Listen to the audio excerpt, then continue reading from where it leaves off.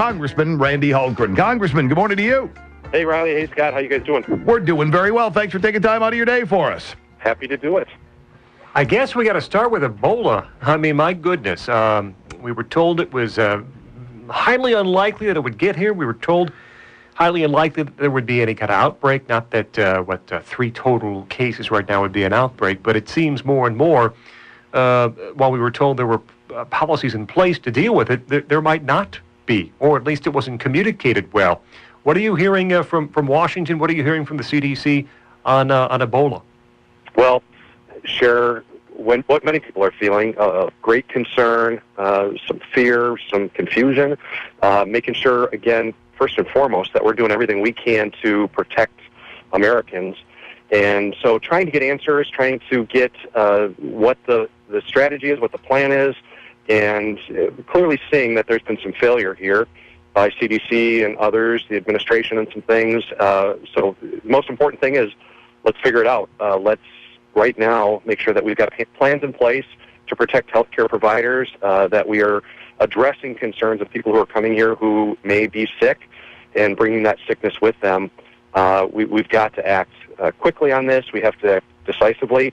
I think the one thing we have to remind ourselves is we are in the best position more than any other nation in the world to make sure that we can protect our own citizens, and that we hopefully, and my goal would be to defeat this over there, to make sure that this is addressed in West Africa and isn't spread further from there. Obviously, there's been some failure already on that, but now we've got to act and bring it back in and bring it back there, and make sure that we're very confident that people aren't coming here or going other places carrying this horrible, deadly disease.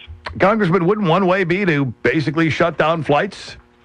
It would be one way, and it's something we're going to have to look at. The part of the problem is I still do want to see it stopped there, and I don't think West Africa is equipped to stop it right now. So they do need some people who are knowledgeable and brave and prepared to be able to go in and help them. So I want to make sure that can still happen. But, certainly that's something we have to be open to. There's also a possibility of at least those people who are coming from those parts of the world where there's a delay, or we know there's an incubation period of time, and to make sure that someone who is coming, that there is a delay or waiting, to clearly know that someone is not coming carrying this disease or infected by this disease. So we have to look at everything. I don't know that we're ready to do that yet, but it might come to that, and we do have to make sure that personnel, our aid personnel and healthcare personnel who are willing and able to go and help stop this there are able to do that. So important discussion to have. It's important to make sure that we're getting information out to people. I think that's been part of the frustration, is confusion over information and misinformation. We need to make sure that we're getting real information out to people. Congressman Randy Hultgren with us here. It's Riley and Scott on WROK. Is this the kind of issue, Congressman, where it might be appropriate to reconvene the House in D.C., talk about the matter? A lot of other countries have passed travel ban, and then either pass legislation or at least take a sense of the House resolution saying what the House thinks should be done on this topic. Is it an important enough, an urgent enough issue to perhaps call lawmakers back to Washington?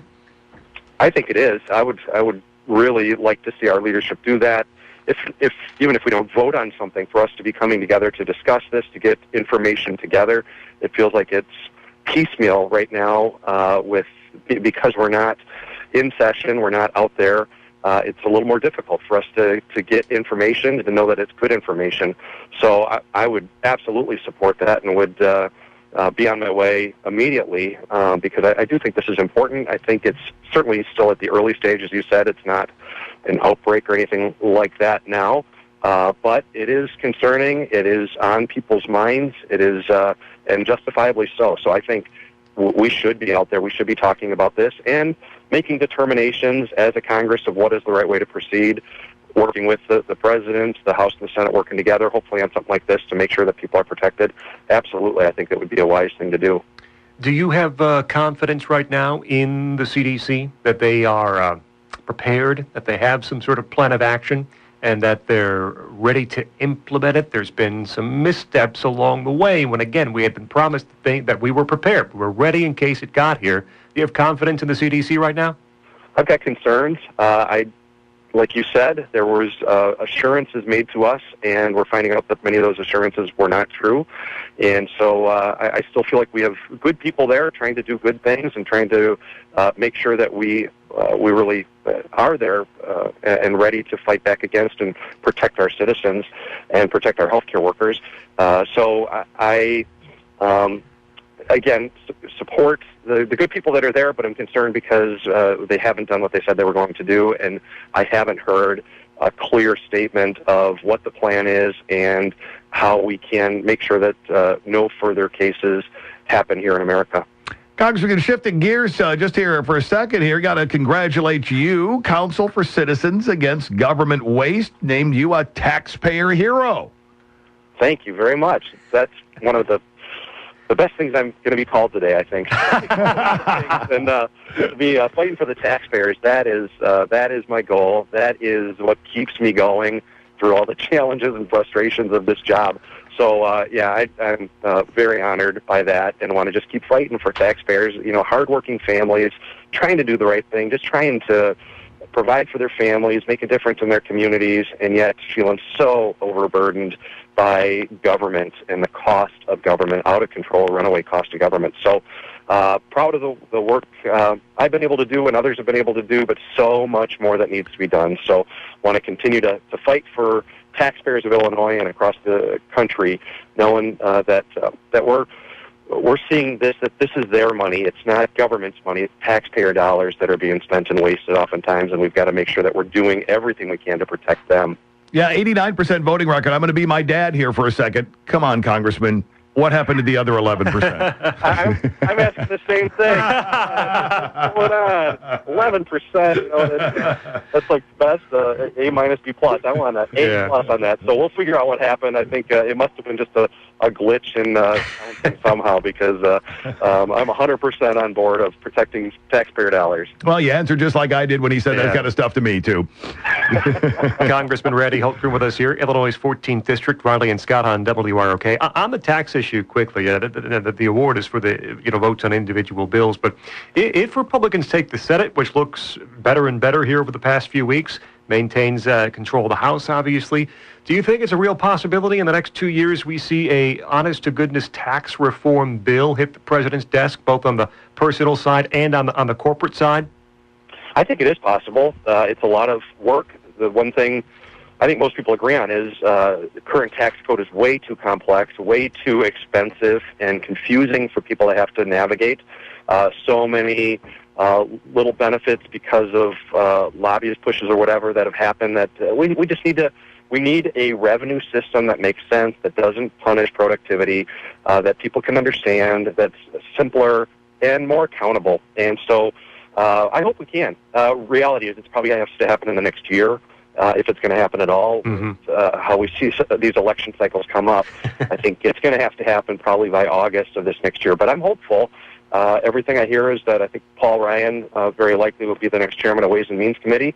And, for him to be able to get a budget through that made significant reductions, make some important changes to some big programs to solidify them, I think he's going to be in the right position to put together some good ideas of how do we do this well. I believe we can. I think people could support significant changes, and again, making sure that we do it the right way so that we're not hurting families, hurting homeowners, hurting small businesses. So a lot of challenges, but my hope is that we absolutely can do it. Congressman Randy Hultgren here for another minute or two. Riley and Scot on WROK. There's an issue kind of bubbling out there. You wrote an editorial on it that I saw, and this is on what's called country of origin labeling requirements enforced by the U.S. Department of Agriculture, but it could have a big impact on farmers, not just here in Illinois, but across the country because of the potential consequences that other countries might act next. Give us a little background on what these country of labeling requirements might do. Well, first to state again how important our farmers are, how important agriculture is. I shudder to think at where Illinois would be but for our farmers and agriculture. We've had a tough few years in Illinois, but the one thing that has kept us afloat is great farmers, the fact that we are literally feeding the world, and so grateful for what they do.